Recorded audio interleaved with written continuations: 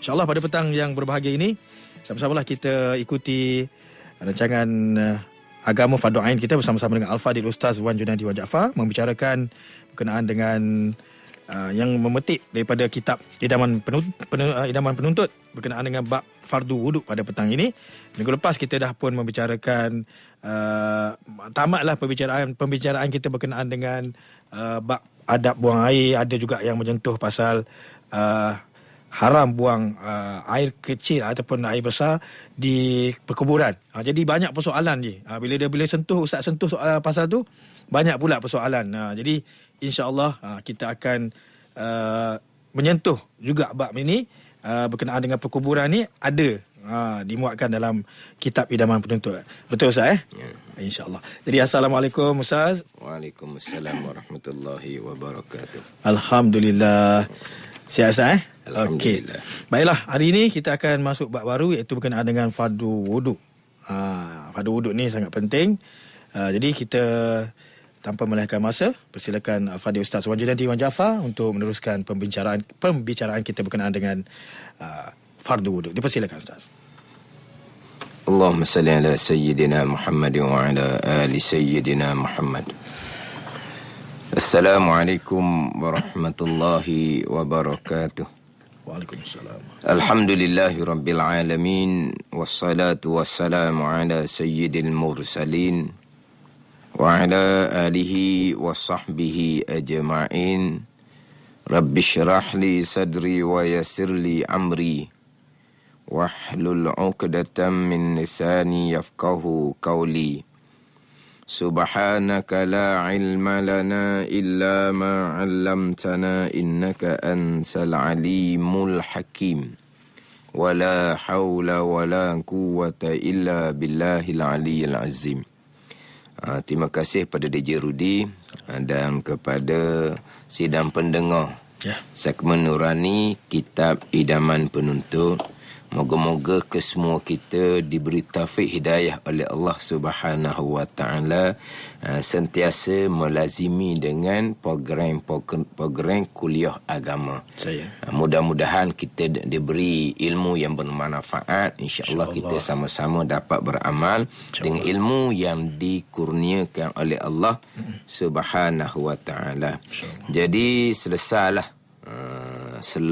selesailah bicara tajuk adab buang air.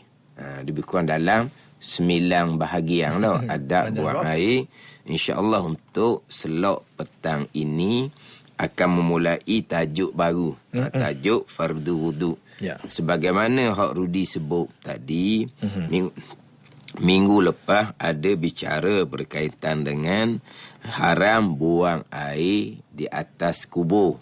Kemudian bicara berkaitan dengan kubur, adalah beberapa persoalan-persoalan yang sebagaimana Hak Rudi sebut tadi itu, insya-Allah dalam kitab Idaman Penuntut ni ada tajuk bicara bab memandikan jenazah, mengkapankan jenazah, mengkebumikan jenazah. Bicara bab sembahyang jenazah. Dia ada tajuk dia. Tapi tajuk tu lambat lagi lah. Lambat lagi. Kalau Hak Jawi ni muka surat 100 lebih lah. Kalau Hak Rumi tu dalam surat 60 gitu lah. 59. Kalau Hak Rumi. Belakang lagi tu. Tapi insyaAllah lah kita Idaman Penuntut kita ni memang lengkap pembicaraan dia. Yang mana menguruskan jenazah, mandi, kapan, sembahyang, ke bumi, 4 perkara. Kita mestilah berlandaskan kepada ilmu. Berlandas kepada ilmu bukan hanya semata-mata kita ni biasa-biasa. Saya kalau bab memandikan jenazah biasa buat dah mandi sok dah. Kebumikan jenazah saya ni memang hak tukang bicara berkaitan kubur.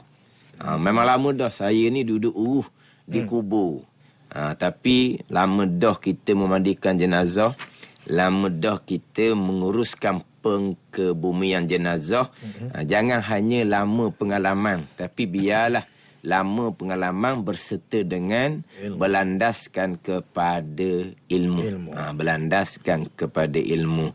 Macam mana memandikan jenazah, mengkapangkan jenazah, sembahyang jenazah dan mengkebumikan jenazah. Itu insya-Allah lah Tuan Hawi peluang pada kita, insya-Allah kita akan bicara tajuk tu.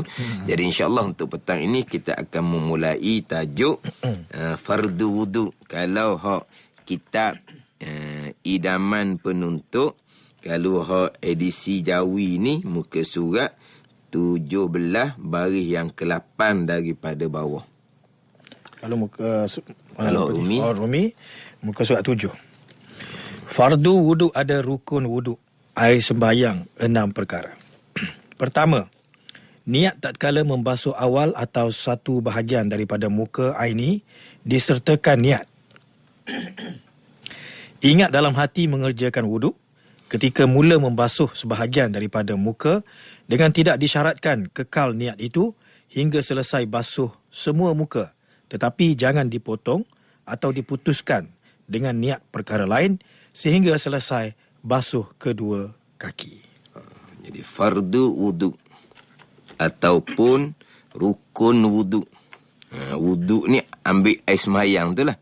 Jadi fardu wudu, rukun wudu ada 6 perkara, ada 6 rukun. Kemudian dia ada nota kaki di bawah tu nombor 1. Jadi fardu wudu ni serentak dengan kewajipan wuduk ni serentak dengan kewajipan sembahyang 5 waktu. Kita maklum sembahyang 5 waktu difardukan pada malam Isra' dan Mi'raj. Jadi kefarduan wuduk pun sama juga. Difardukan pada malam yang sama, pada malam Isra' dan Mi'raj, difardukan sembahyang 5 waktu. Walaupun ada juga setengah pandangan mengatakan difardukan wuduk ni di Madinah. Mana di Madinah, bukan serentak dengan kefarduan sembahyang pada malam Isra' dan Mi'raj setahun lebih sebelum Nabi hijrah ke Madinah, bukan. Itu ada 2 pandangan lah di situ. Yang mana fardu wuduk ni adalah syariah qadimah, syariah sebagaimana syariah nabi-nabi yang terdahulu. Berkaitan dengan syariah wuduk ni yang khususiah kepada ummah Nabi sallallahu alaihi wasallam, yang tak ada pada ummah-ummah yang terdahulu adalah asar, kesan daripada wuduk. Yakni kesan pada wuduk hak nyata pada hari kiamah tu tidak ada pada wuduk-wuduk syariah yang terdahulu. Yang ada hanyalah wuduk syariah Nabi sallallahu alaihi wasallam. Kemudian fardu wudu, dia kita dalam kitab idaman penuntut ni bicara wudu selepas bicara istinja. Bicara wudu selepas bicara istinja. Tapi ada kitab dia membicarakan ini wudu istinjanya kemudian. Tajuk istinja kemudian. Dalam kitab idaman penuntut bicara istinja selesai, masuklah bicara wudu.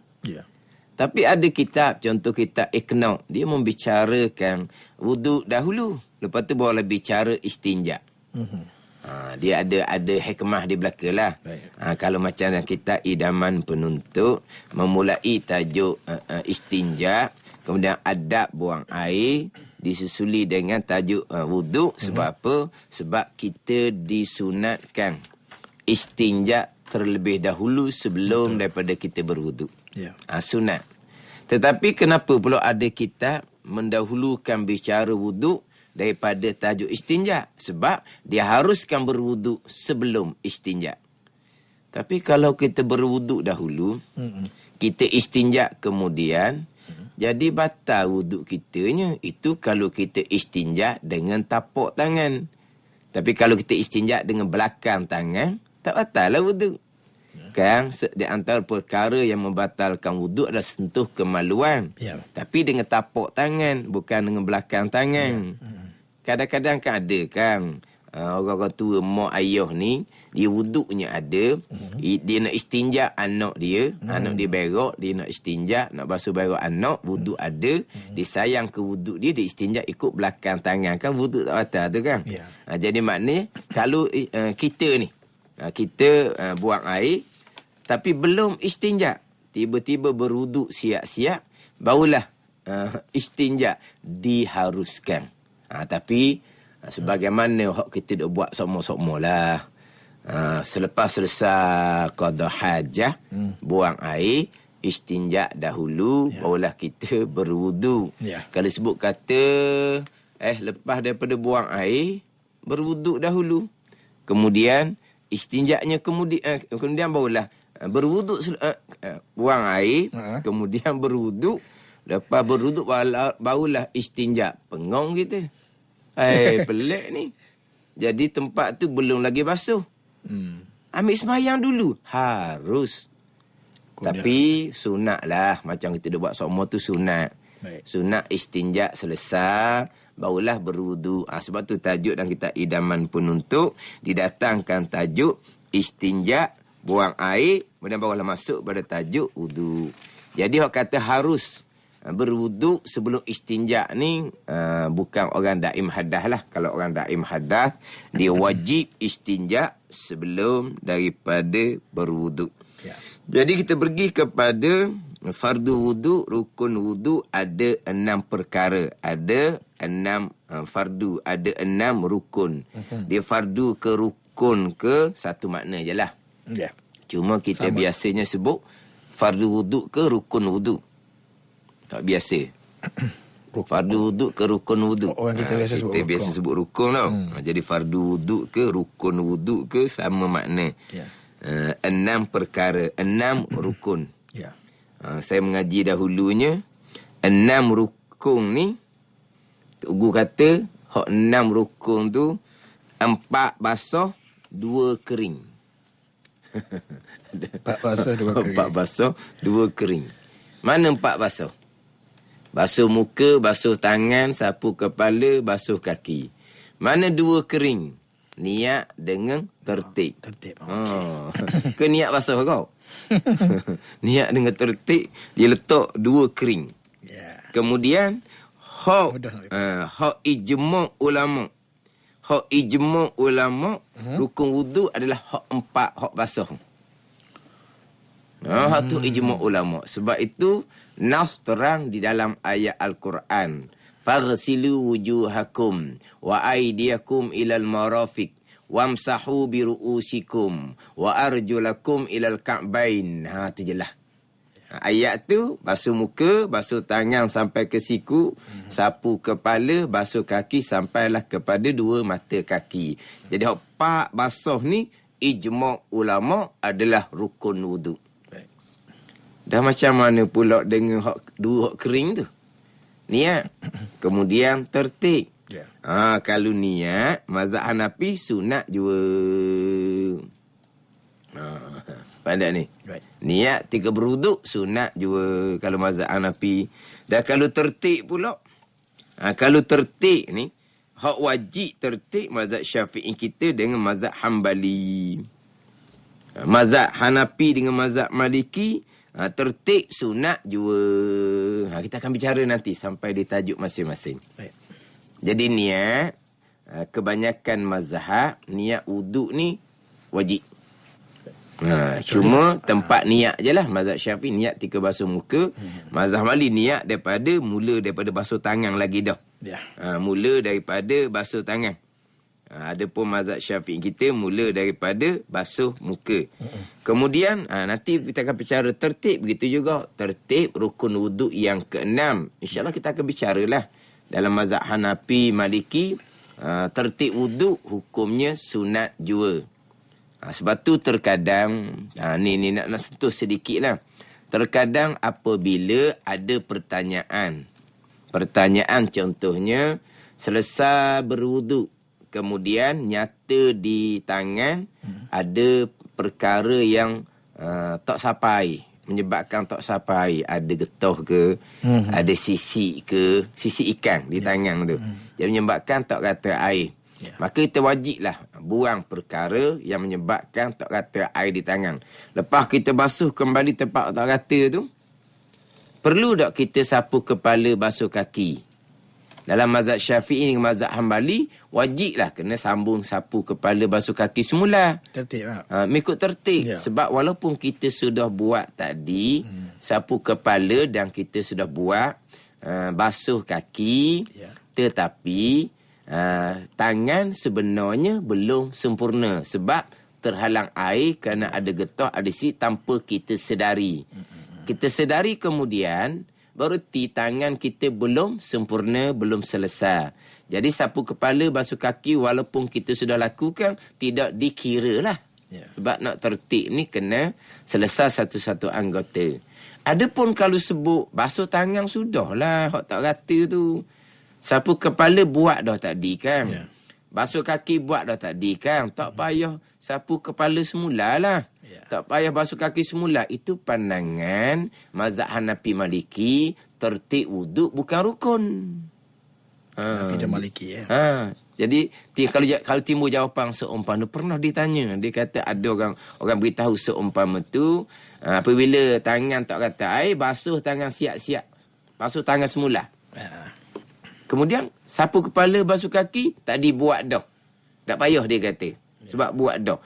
Kalau pakai pandangan tu berarti tertib bukan rukun.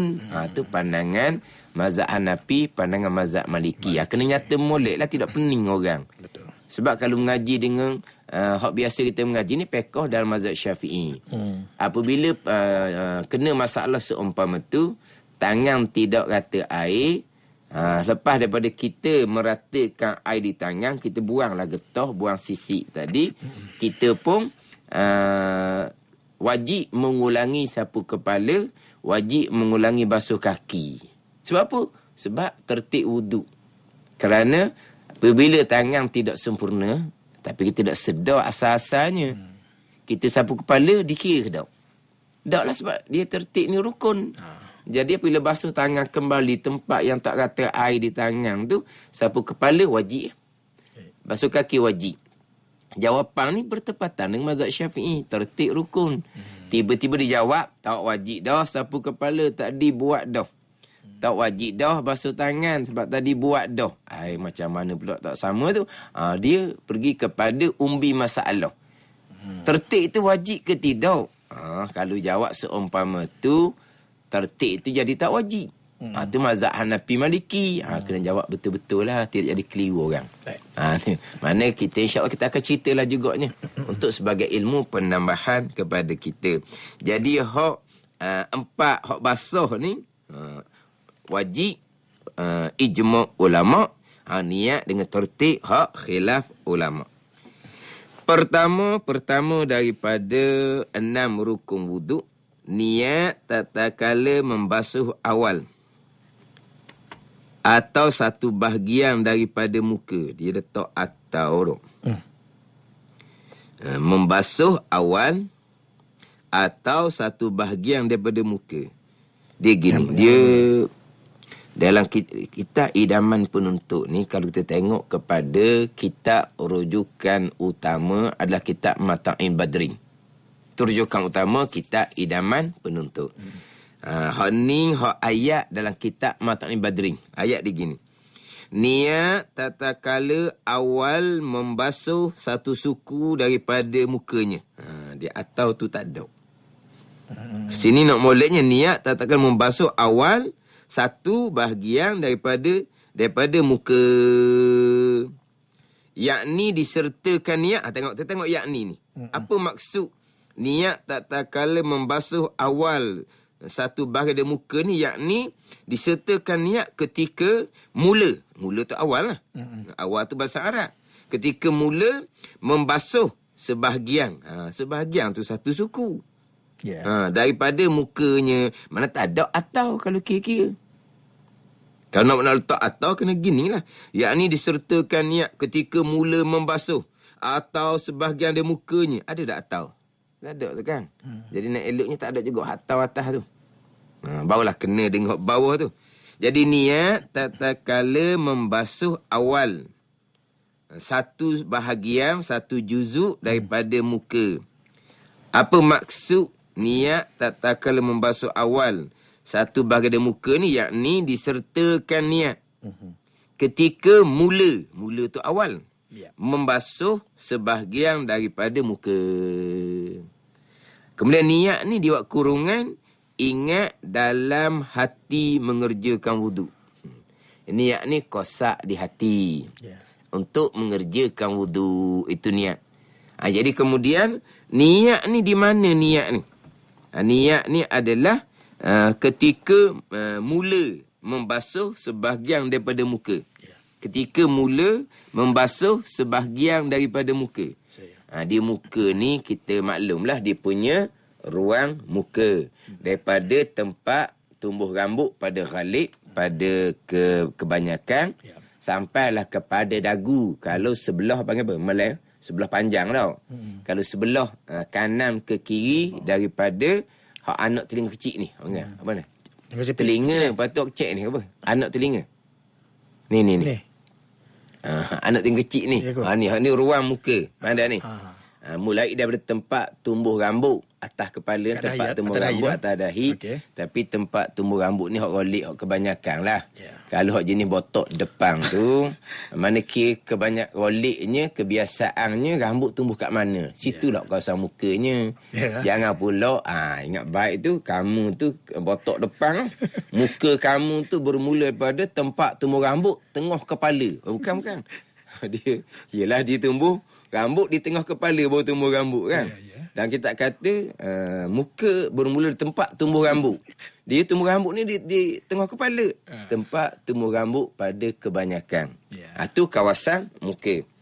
Jadi niat ni ketika mula-mula kita membasuh satu bahagian dari muka. Kok mana-mana pun.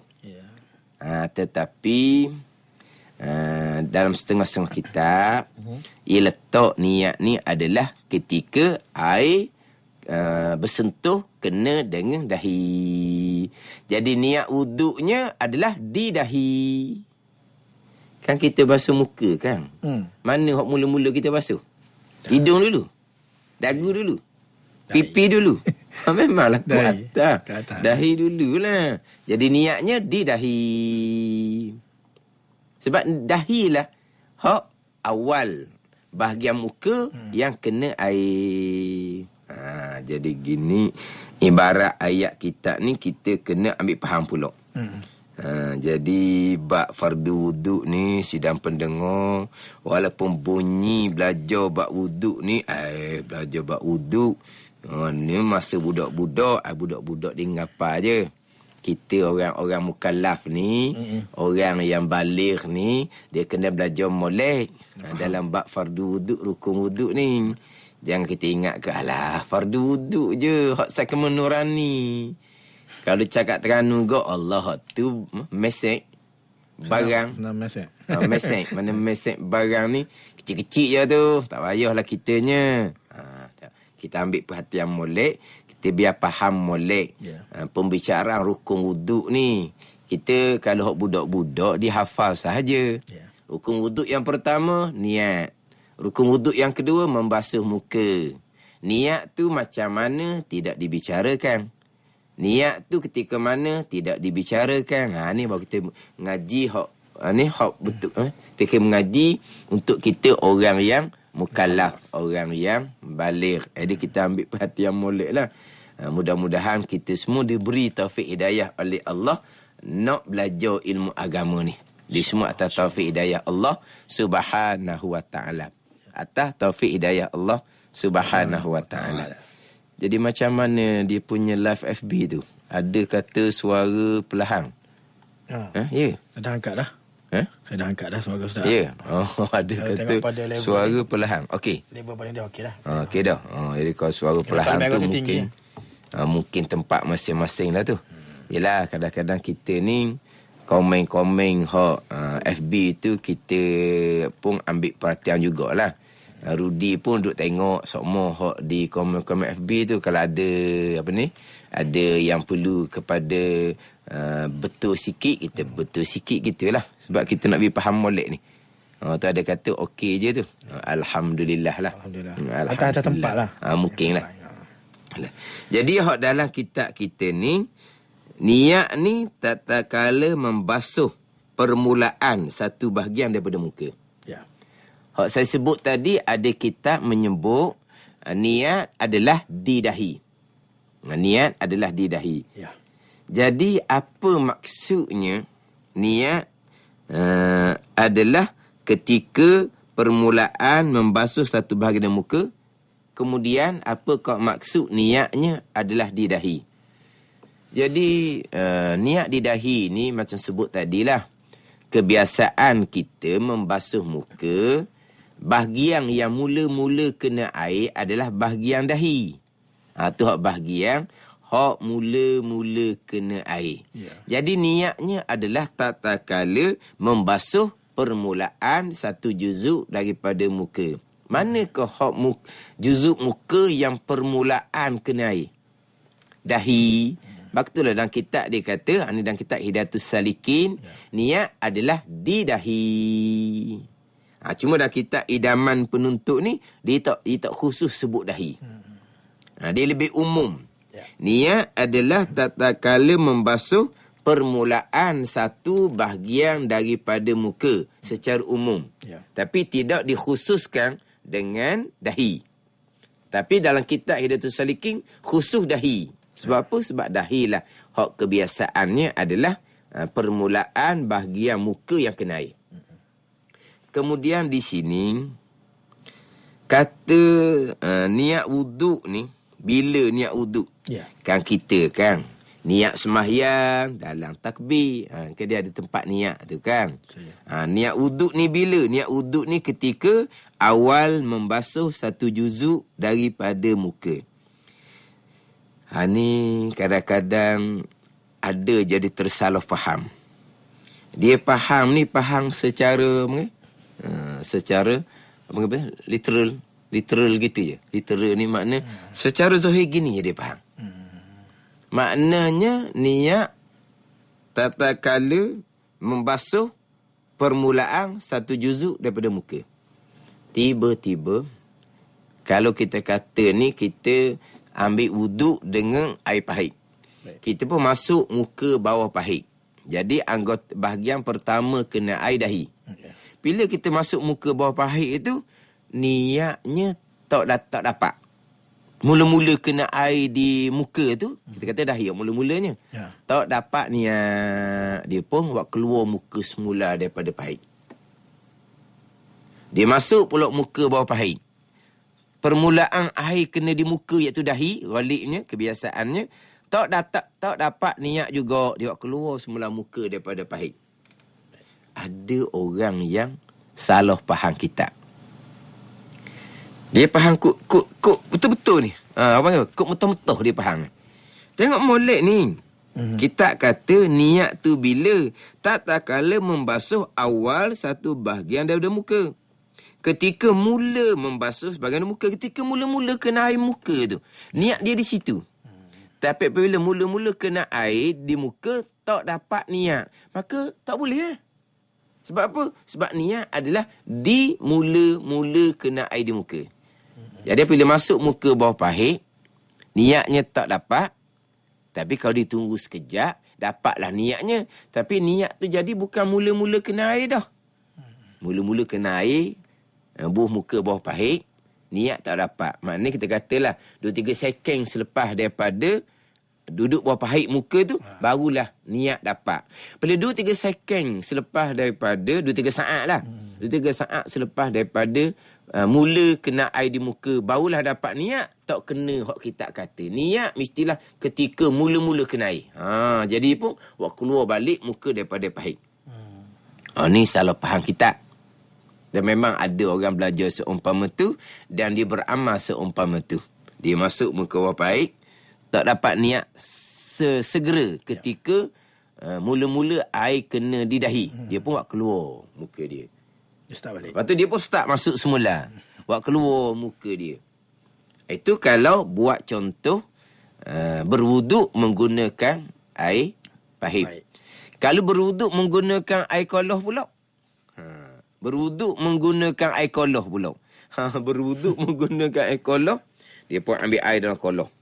Dia pun basuh muka. Air mula-mula kena di muka tu, niat tak dapat juga. Dia pun tak jadi air tu, tak jadi. Tapi kalaulah dia ambil air koloh, dia basuh muka, permulaan air kena di muka, kita kata dahi lah biasanya. tak dapat niat 2-3 saat lepas tu dapatlah niat. Tapi dia kata di situ bukan permulaan air kena muka. Sudah jadi 2-3 saat selepas daripada air kena muka. Tak jadi tu. Dia pun ambil air kolah lain pula. Dia pun basuh muka.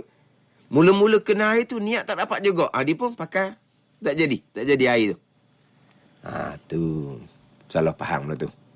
Dia gini, walaupun kita kata niat ni tak kala membasuh awal, membasuh mula-mula permulaan satu bahagian muka ni, itu dengan bahawa niat yang diiktibar, niat yang dikira.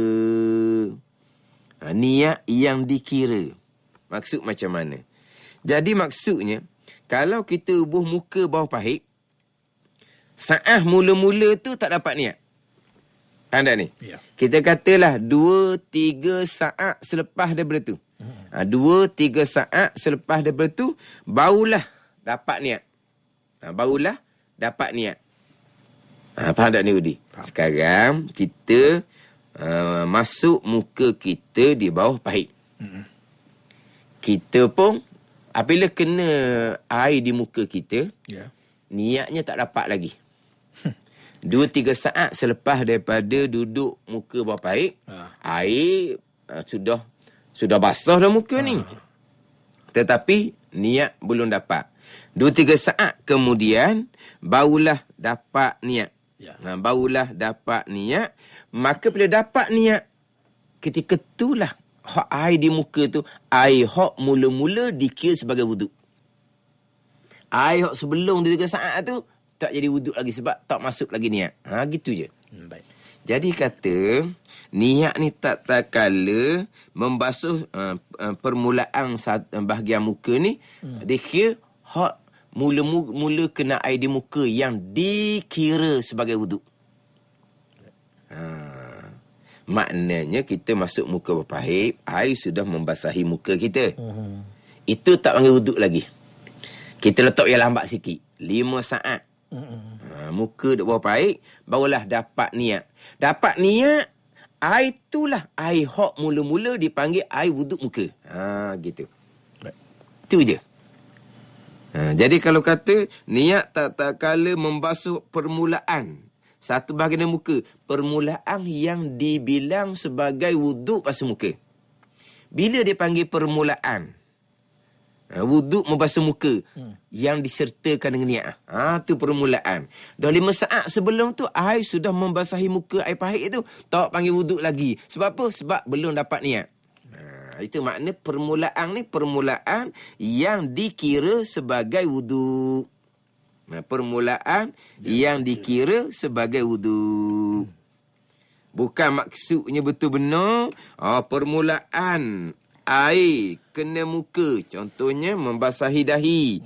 Niat mesti ada di situ. Tak dapat niat, maka muka bawah pahit tu kena buat keluar semula. Bukan gitu. Bukan gitu. Maknanya tak ni saya letak 5 saat. Tak meletaklah lambat-lambat. Hak lambat-lambat tu mungkin orang waswas. Orang waswas hak dapat niat ni. Ubuh muka bawah pahit 5 saat, 10 saat. Nampaknya tak dapat lagi niat. Ni mungkin ada sedikit lah kepayahan niat bagi dia. Kemudian orang yang kepayahan niat ni, insyaAllah saya akan cerita kemudian hak berkaitan dengan orang yang agak kepayahan untuk dapat niat. Mana kita kena ngaji molek ni. Sebab niat-niat ni kalau berwuduk, mazhab Syafi'i wajib niat. Kalau sembahyang, mazhab Syafi'i wajib sertakan niat di dalam Allahu Akbar. Ni. Badan ni. Dalam takbir. Jumhur kebanyakan mazhab yang lain, niat sembahyang tak syarat pun dalam Allahu Akbar. Boleh niat sebelum daripada takbir. 3 mazhab yang lain. Jadi hak tu kita akan sentuh balik tu. Hak bab masalah niat. Sekarang ni dalam berwuduk mazhab Syafi'i kita niat wajib. Mazhab Hanafi niat hanya sunat jua. Kemudian niat ni pula kadang-kadang kita setengah orang diuji dengan susah nak dapat niat. Jadi macam mana pula bagi orang yang susah nak dapat niat tu. Tu kita kena ambil faham molek. Takut nanti bubuh muka bawah pahit. Bukan kata 5 saat, 10 saat. Seminit dah muka duk bawah pahit itu. Niat belum dapat. Air duduk nyocor masuk dalam parit. Air duduk nyocor. Jadi membazir di situ. Membazir ni kalau air sendiri, hukumnya makruh. Kalau air wakaf, hukumnya haram. Kena key pula situ tu.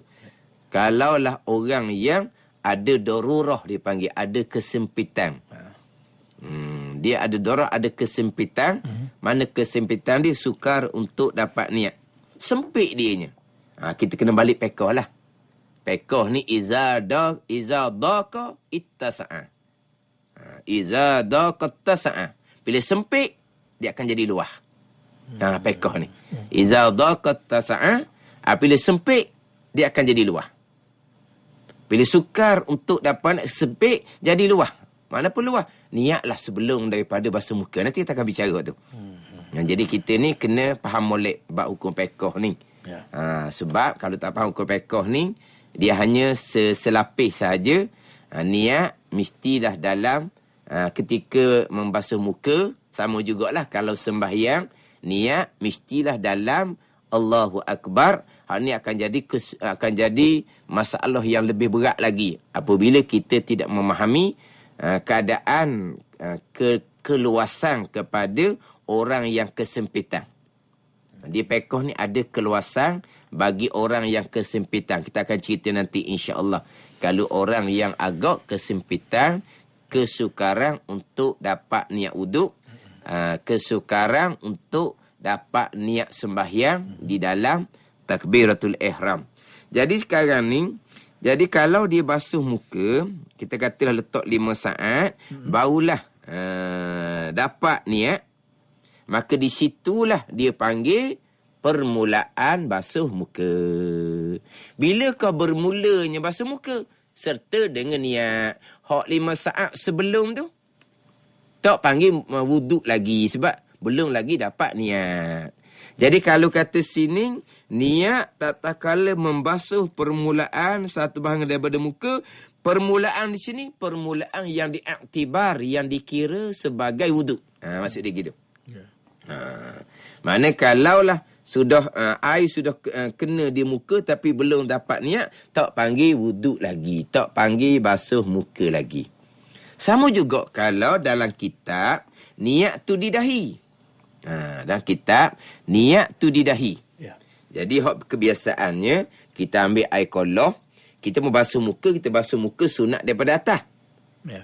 Dan memang kita basuh muka daripada atas, tak ada basuh muka, basuh dagu naik ke atas, tak ada. Tak ada. Jadi pastilah kita basuh muka daripada atas. Dan memang disunatkan basuh muka bermula daripada atas ke bawah. Cuma kita ni, hak agak kita tersalah, buat tak betul dengan permulaan. Kalau permulaan basuh muka atas ke bawah, betul dengan permulaan. Kalau basuh tangan, di mana permulaan? Jari ataupun siku. Kalau kaki, jari ataupun buku ataupun tumit. Ni. Kalau muka, memang tak ada orang yang basuh dagu ke atas. Mesti basuh dahi ke bawah. Itu memang sunat seumpama tu. Tapi kalau basuh tangan, basuh kaki, tangan ni jari mulai daripada jari ke, mulai daripada siku. Kalau kaki mulai daripada jari ke, mulai daripada tumit. Sunat mulai daripada jari. Kalau dia tangan dia bawah pahit, tangan dia pusing tangan, dia basuh kuk siku dulu. Rata tangan, sahlah rukun wuduk. Tetapi tak dapat sunat memulai basuh tangan daripada jari. Dia basuh kaki, air pahit, dia pusing kaki dia basuh sebelah tumit dulu.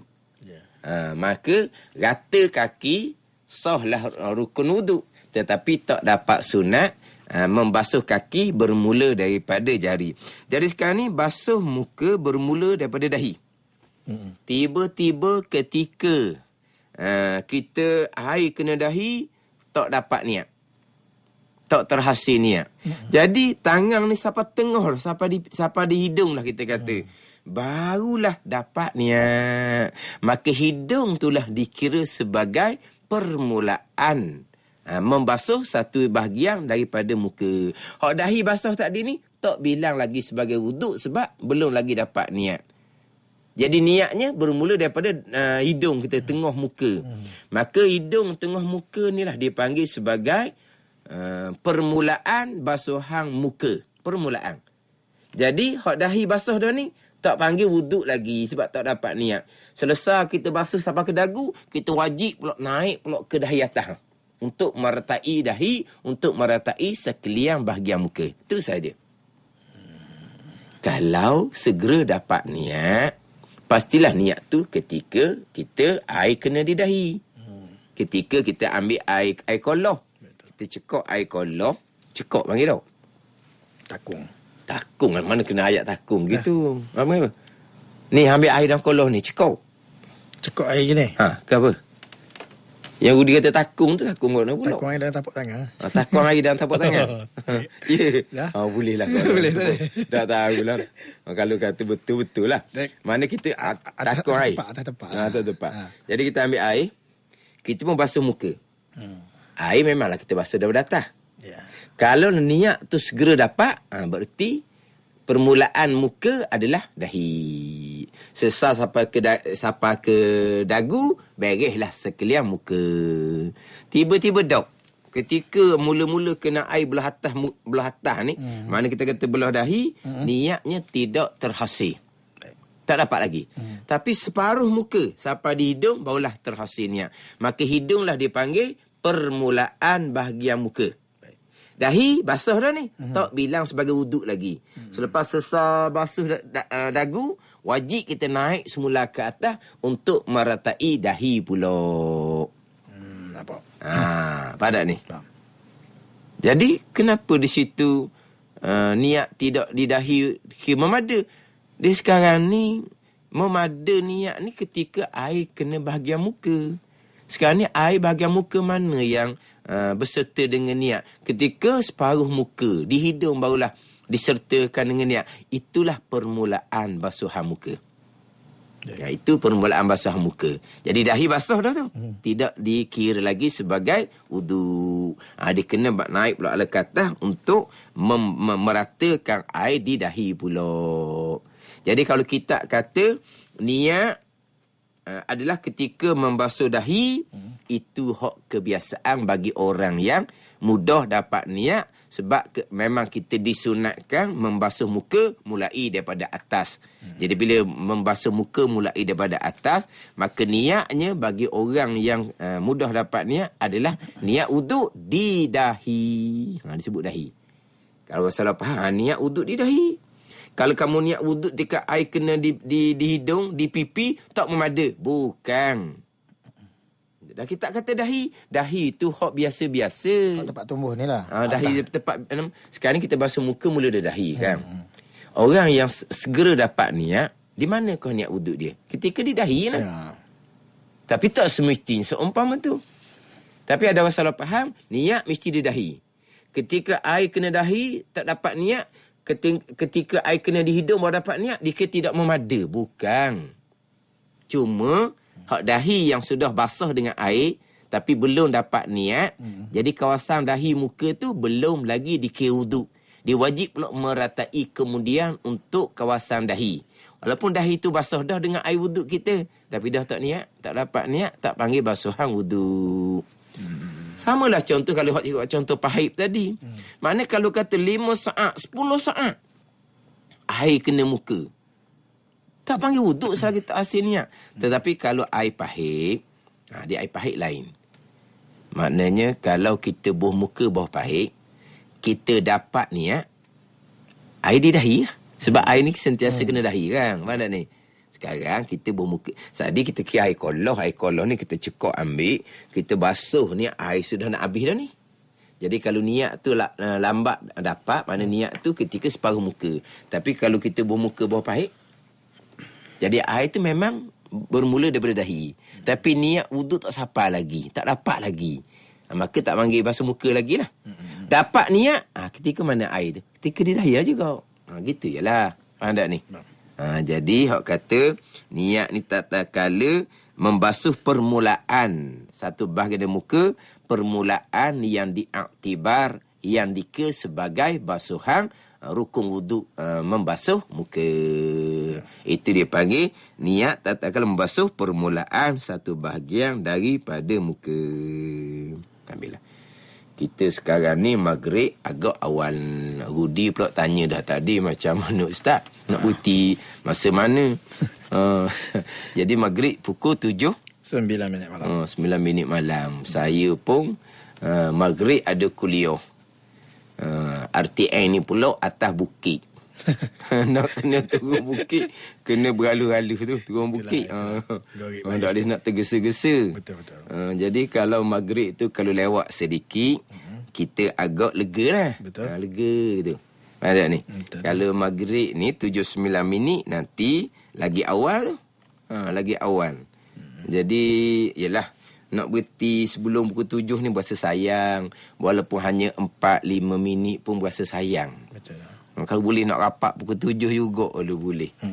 Tapi gitulah kita tengok pada keadaan. Kemudian ada soalan-soalan lah FB tu, ada beberapa soalan. Boleh tak baca cerekah je? 2 soalan orang yang sama. Dia tanya apa? Roger sama. Soalan pertama, saya nak tanya tentang wuduk bagi orang yang solat jamak qasar dan orang yang bertayamum. Berapa kali solat yang boleh menggunakan wuduk yang sama? Dia wuduk dan bertayamum. Wuduk tu boleh beberapa fardu boleh. Tayamum hanya boleh satu fardu. Berwuduk serta bertayamum. Sembahyang jamak. Jadi wuduk ni bukan sahaja jamak. Sembahyang mana-mana pun dengan wuduk boleh selagi tak batal. Tapi kalau berserta dengan tayamum hanya boleh untuk satu fardu sahaja. Tapi itu nak kupas lagi waktu sampai pukul 8 lah. Soalan kedua.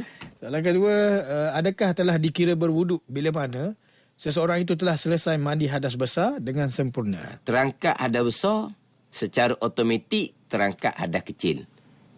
Pandai ni. Kita mandi niat mangkat hadas besar.